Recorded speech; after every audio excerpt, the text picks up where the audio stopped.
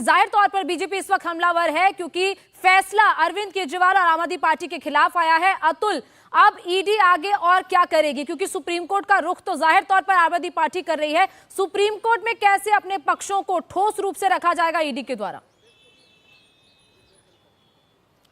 देखिए, ईडी की तैयारी पूरी। आपसे कुछ देर पहले भी ये ऑर्डर आया है तो ईडी के टॉप ऑफिशियल से हमारी बात हुई तो उनका ये कहना था कि जो हमारे पास सबूत हैं उनको कोर्ट ने माना है और हाईकोर्ट का ऑर्डर का उन्होंने हवाला दिया कि किस तरीके से जो सबूत ईडी ने हाईकोर्ट के सामने रखे, किस तरीके से तथ्यों के आधार पर बाकायदा अपना ऑब्जर्वेशन जो है वो कोर्ट ने दिया। अब अगर सुप्रीम कोर्ट आम आदमी पार्टी जाती है, अरविंद केजरीवाल जाते हैं तो निश्चित रूप से जो एसजी की तरफ से रिप्लाई वहां पर फाइल किया जाएगा।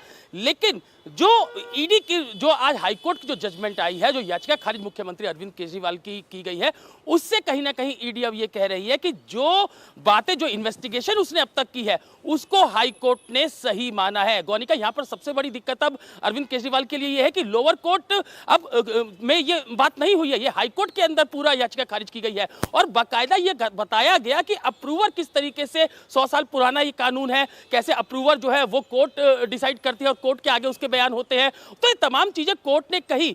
निश्चित रूप से अब ईडी के हौसले काफी बुलंद है, जो इन्वेस्टिगेशन ईडी करे और ईडी के जो टॉप ऑफिशियल्स है उनका कहना है कि अब उनकी प्रायोरिटी जल्द से जल्द इस पूरे मामले के अंदर सप्लीमेंट्री चार्जशीट फाइल करने की है, क्योंकि 15वीं गिरफ्तारी जो है वो के कविता की इस पूरे दिल्ली आबकारी घोटाले के अंदर की गई थी और जो 16वीं गिरफ्तारी है वो दिल्ली के मुख्यमंत्री अरविंद केजरीवाल की गई थी। तो इस महीने के एंड तक या फिर मई के फर्स्ट वीक के अंदर ईडी जो है वो सप्लीमेंट्री चार्जशीट फाइल करेगी, जिसके अंदर जो चार्जशीट फाइल होगी वो मुख्यमंत्री अरविंद केजरीवाल और के कविता के खिलाफ फाइल की जाएगी। और कहीं ना कहीं जिस तरीके से हाईकोर्ट के अंदर भी दलीलें दी गई कि कैसे आम आदमी पार्टी एक कंपनी की तरह काम कर रही थी, 70 पीएमएलए एक्ट की बात हाईकोर्ट के अंदर की गई, तो कहीं ना कहीं यह भी हो सकता है कि अब जो ईडी का अगला स्टेप है वो मुख्यमंत्री अरविंद केजरीवाल तक सीमित नहीं है। क्या आम आदमी पार्टी को भी अब जो ईडी है वो आरोपी अपनी सप्लीमेंट्री चार्जशीट के अंदर बनाएगी? एक चीज पर और डिस्कशन करते हैं। सुप्रीम कोर्ट का रुख तो अगर करते ही अरविंद केजरीवाल, वहां से अगर राहत नहीं मिलती है तो 15 अप्रैल को उनकी जुडिशियल कस्टडी एक्सटेंड करने के लिए दोबारा उनको कोर्ट में पेश किया जाएगा राउज एवेन्यू में। लेकिन उसमें अगर अरविंद केजरीवाल की तरफ से बेल अप्लाई की जाती है, क्योंकि अब उनके पास जो लीगल रेमेडीज है उसमें इस रिमांड एप्लीकेशन को चुनौती देने के बाद बेल एप्लीकेशन ही बचती है, तो क्या बेल का भी ईडी विरोध करेगी? बिल्कुल गौनिका, देखिए अभी जिस तरीके से जो आम आदमी पार्टी ने अभी प्रेस कॉन्फ्रेंस की उसमें इनका कहना है कि इसी याचिका के खिलाफ जो हाईकोर्ट ने रिजेक्ट की है उसके खिलाफ वो सुप्रीम कोर्ट जाएंगे। तो निश्चित रूप से ये बेल एप्लीकेशन नहीं है। ये एप्लीकेशन जो दाखिल की गई थी वो इसलिए की गई थी कि जो मुख्यमंत्री अरविंद केजरीवाल है उनकी अरेस्टिंग जो है वो गलत है और इसके अलावा जो कस्टडी जो ईडी की दी गई थी, ईडी को दी गई थी, लोअर कोर्ट ने जो कस्टडी दी थी वो भी गलत है और इसी के लिए ये याचिका दाखिल की गई थी। और अब यही याचिका जो है वो सुप्रीम कोर्ट में लगाने की तैयारी दिल्ली के मुख्यमंत्री अरविंद केजरीवाल की तरफ से की जा रही है। लेकिन खास बात यह है कि अभी तक किसी भी कोर्ट के अंदर कोई भी बेल एप्लीकेशन दिल्ली के मुख्यमंत्री अरविंद केजरीवाल की तरफ से नहीं लगाई गई है। यही कारण है कि जब 15 अप्रैल को उनको पेश दोबारा कोर्ट के अंदर किया जाएगा तो निश्चित रूप से जो उनकी न्यायिक जो कस्टडी है यानी कि जुडिशियल जो कस्टडी है वो आगे बढ़ाई जाएगी और वापस उनको जेल भेजा जाएगा। तो अभी का जो पूरा प्रोसेस है उसमें अभी तक मुख्यमंत्री अरविंद केजरीवाल की तरफ से कोई भी बेल एप्लीकेशन नहीं लगाई गई है। जो भी एप्लीकेशन लगाई गई है वो अपनी गिरफ्तारी को लेकर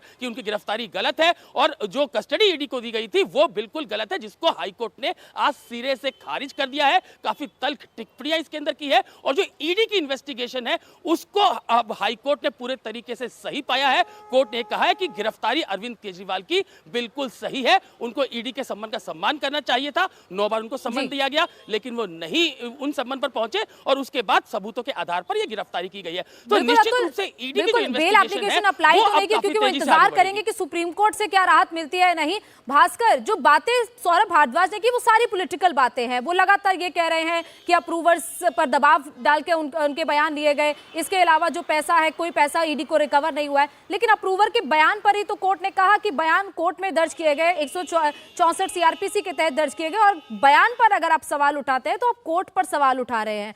तो वो कोर्ट पर भी सवाल उठा रहे हैं और सीधे सीधे सारी पॉलिटिकल बातें कर रहे हैं, लेकिन पॉलिटिकल बातें कोर्ट में तो नहीं चलती।